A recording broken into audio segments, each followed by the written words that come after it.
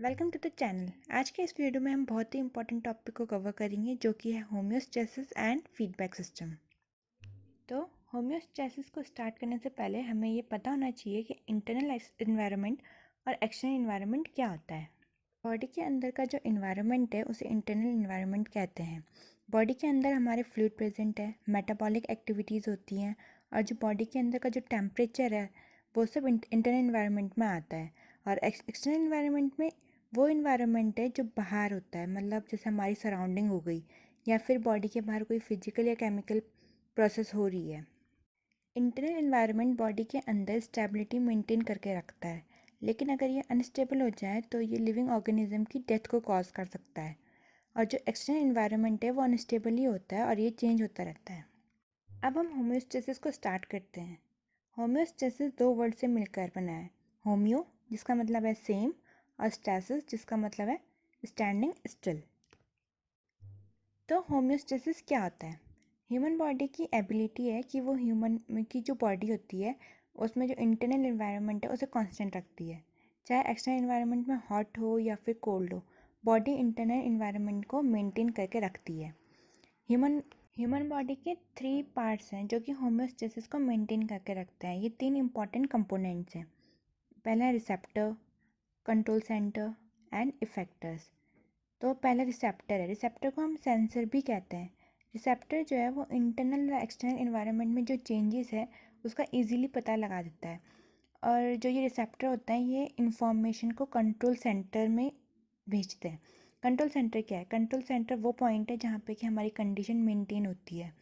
ये control centre receptor से information receive करता है और आगे प्रोसेस करता है। कहाँ प्रोसेस करता है? इफेक्टर को। इफेक्टर क्या है? इफेक्टर वो ऑर्गन या टिश्यू है जो इंफॉर्मेशन को रिसीव करती है और होम्योस्टेसिस को मेंटेन करने के लिए जो चेंजेस है उस पर एक्ट करती है। अब हम होम्योस्टेसिस की प्रोसेस को समझते हैं। ये है पहला रिसेप्टर, दूसरा है कंट्रोल सेंटर और तीसरा है इफेक्टर। ये है वेरिएबल्स। ये एक कंडीशन है जिसकी एक लिमिट होती है, जैसे कि टेम्परेचर, न्यूट्रिएंट्स, एसिडिटी, वाटर। जब इन कंडीशन में चेंजेस आता है तो इम्बैलेंस हो जाता है। अब होम्योस्टेसिस होता क्या है, मतलब कैसे होता है होम्योस्टेसिस, ये पढ़ लेते हैं। जैसे कि कोई स्टिमुलस है जो वेरिएबल्स में चेंजेस प्रोड्यूस कर रही है जिसे इम्बैलेंस हो रहा है। जो ये स्टिमुलस है कुछ भी हो सकता है जो ट्रिगर कर सकता है इंटरनल या एक्सटर्नल इन्वायरमेंट में। तो रिसेप्टर को चेंजेस और वो कंट्रोल सेंटर को इंफॉर्मेशन भेजता है और ये कंट्रोल सेंटर सिग्नल इफेक्टर को भेजते हैं और फिर इफेक्टर एक्टिवेट होता है। और लास्ट में इफेक्टर का जो रिस्पॉन्स होता है वो स्टिमुलस से जो इम्बैलेंस हुआ है उसे इन्फ्लुएंस करता है और ये काउंटर करता है, जिसे वेरिएबल होम्योस्टेसिस को दोबारा मेंटेन कर लेता है। बॉडी में एक लिमिट सेट होती है जिसमें हमारी जो बॉडी फंक्शन है वो क्या करती है, एक लिमिट में रहती है। जैसे कि हमारी बॉडी का टेम्परेचर हो गया वो 37 डिग्री सेल्सियस है, तो ये हमारी बॉडी टेम्परेचर लिमिट है एक। तो अगर इससे ज़्यादा टेम्परेचर बढ़ जाता है या कम हो जाता है तो बॉडी एबनॉर्मलिटी या डिसफंक्शन शो करती है। एक ऑर्गेनिज्म को हम होम्योस्टेसिस तभी कह सकते हैं या तभी बोल सकते हैं कि वो होम्योस्टेसिस मेंटेन कर रहा है जब उसका जो गैस है, न्यूट्रिएंट्स है, आयंस है या वाटर है वो प्रॉपर अमाउंट में होंगे, या फिर उसकी बॉडी का जो टेम्परेचर है वो ऑप्टिमल टेम्परेचर होगा। ऑप्टिमल टेम्परेचर मतलब टेम्परेचर मेंटेन होगा, और या फिर सेल हेल्दी है या फिर उसका बेस्ट वॉल्यूम है। जैसे कि मैंने आपको बताया था कि अगर इन सब में इम्बैलेंस हुआ है तो ये डिस्टर्ब हो जाता है।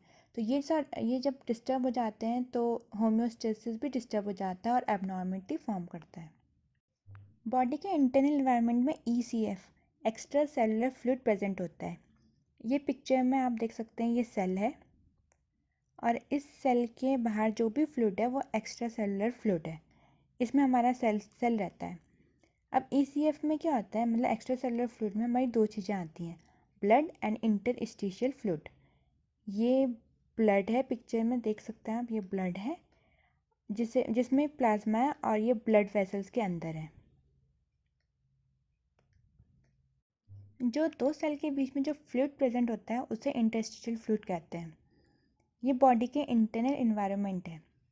ईसीएफ इसलिए ज़रूरी होता है क्योंकि जो न्यूट्रिएंट्स और आयंस होते हैं जो सेल के लिए सर्वाइवल के लिए इम्पॉर्टेंट होते हैं वो ईसीएफ में प्रेजेंट होते हैं। अब पढ़ते हैं फीडबैक सिस्टम्स। जब बॉडी में चेंजेस आते हैं तो उसको नॉर्मल लेवल में या फिर उसके लिमिट तक लाने के लिए एक सिस्टम काम करता है। उस सिस्टम को हम फीडबैक सिस्टम कहते हैं।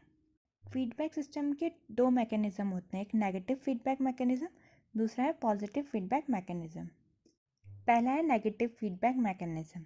ज़्यादातर सिस्टम जो है वो नेगेटिव फीडबैक शो करते हैं। इसमें जो इफेक्टर है वो ओरिजिनल स्टिमुलस की इफ़ेक्ट को कम कर देता है।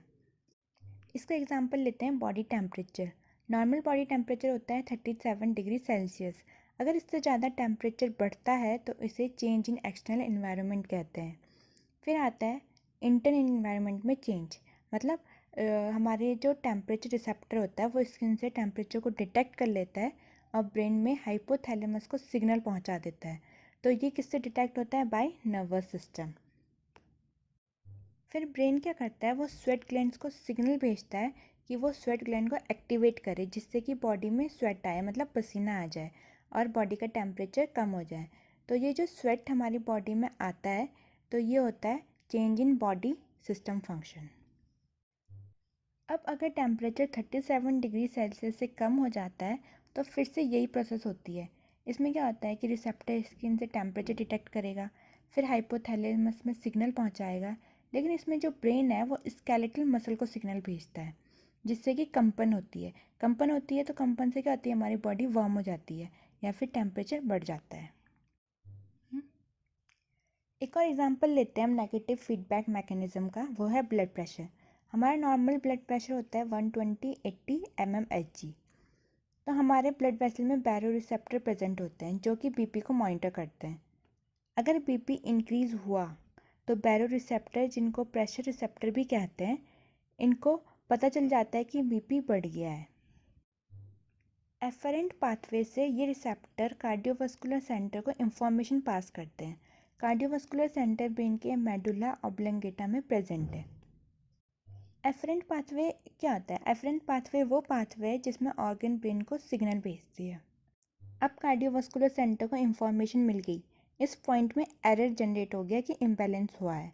तो फिर कंट्रोल सेंटर हार्ट और ब्लड वेसल को सिग्नल भेजता है, या तो हार्ट की कॉन्ट्रैक्टिबिलिटी को डिक्रीज़ करने के लिए या फिर ब्लड वेसल की डायमीटर को इंक्रीज़ करने के लिए।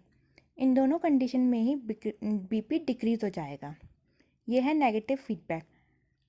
अब हम पढ़ेंगे पॉजिटिव फीडबैक मैकेनिज्म।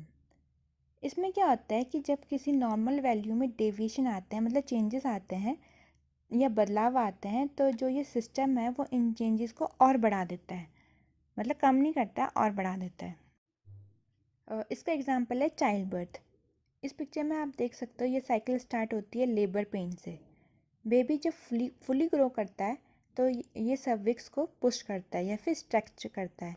इनमें जो स्ट्रेच रिसेप्टर प्रेजेंट होते हैं जो ब्रेन को सिग्नल भेजते हैं और फिर ब्रेन पोस्टीरियर पिट्यूटरी को स्टिमुलेट करता है कि वो ऑक्सीटोसिन को रिलीज़ करे।